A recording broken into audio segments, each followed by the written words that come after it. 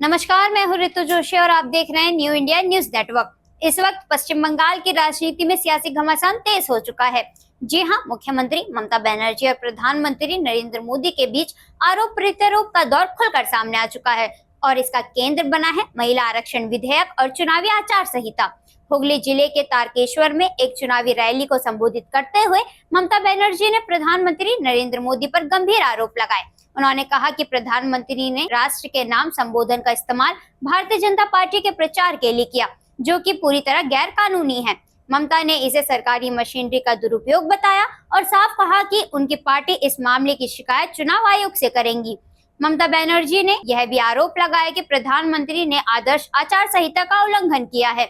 उनका कहना है कि जब महिला आरक्षण बिल सितंबर 2023 में पास हो चुका था, तो इसे लागू करने में इतनी देरी क्यों हो रही है। उन्होंने सवाल उठाया कि एक ही बिल को बार बार चर्चा में लाकर राजनीतिक फायदा उठाने की कोशिश क्यों की जा रही है।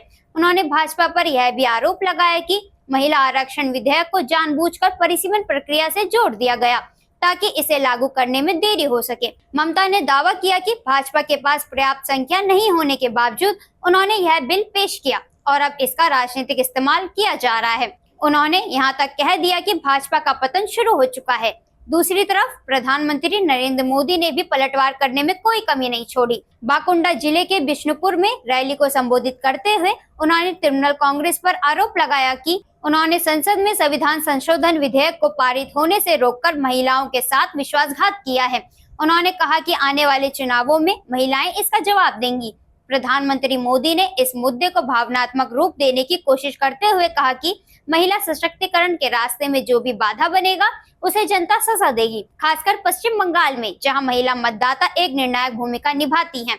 यह मुद्दा चुनावी रणनीति का बड़ा हिस्सा बनता दिख रहा है। इस राजनीतिक टकराव के बीच एक और बड़ा ऐलान भी सामने आया है। ममता बनर्जी ने चुनावी रणनीतिक संस्था आईपैक से जुड़े कर्मचारियों को लेकर बड़ा बयान दिया।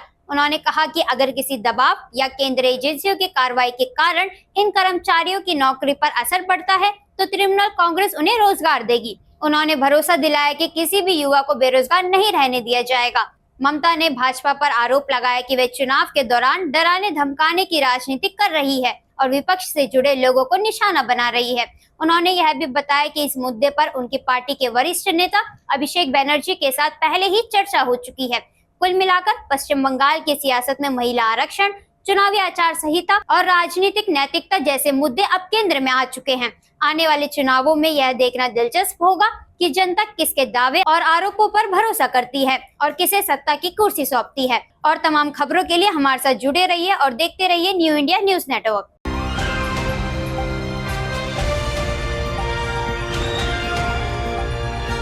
दिल्ली, हरियाणा, उत्तर प्रदेश, राजस्थान की हर खबर के साथ देखते रहिए न्यू इंडिया न्यूज नेटवर्क।